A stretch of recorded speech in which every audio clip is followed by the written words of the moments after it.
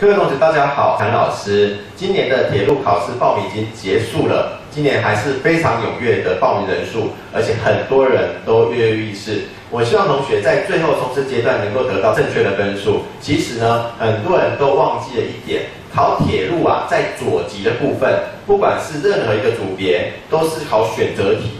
各位从小到大，从国小到大学考了这么多选择题，你有发现吗？其实他不用花很多时间准备的。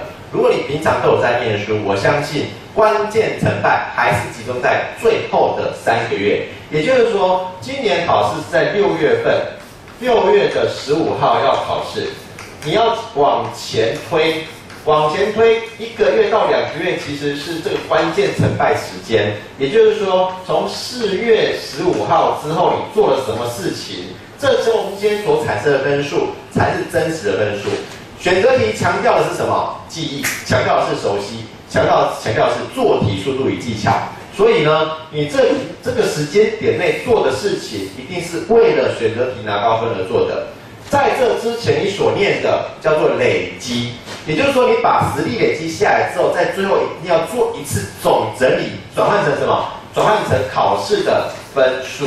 你才能够获得真实的分数。很多人念了半天书啊，结果到了考试的时候看不懂题目，毁灭了。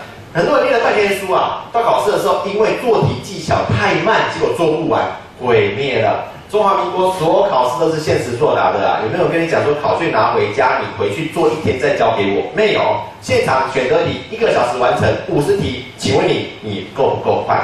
请问你够不够准确？请问你能不能把你所念的东西真实的呈现在分数上面？这需要做会诊。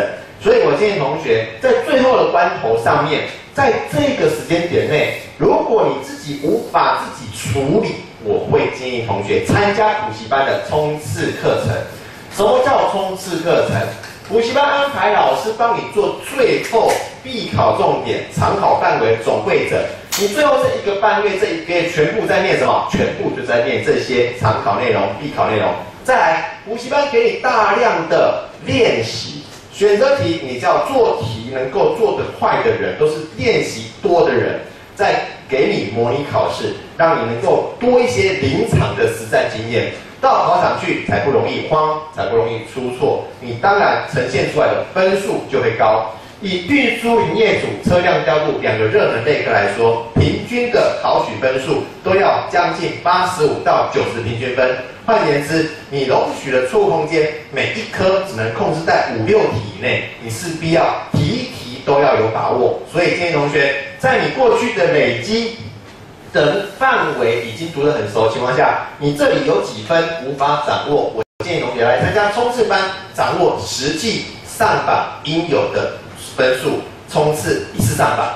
建议同学目前已经非常急迫了，5月份就要开课了，你已经在念书，今年打算一次考取同学，建议同学立即报名，立即参与最后冲刺，得到高分，如期上榜。祝同学今年金榜题名，谢谢大家。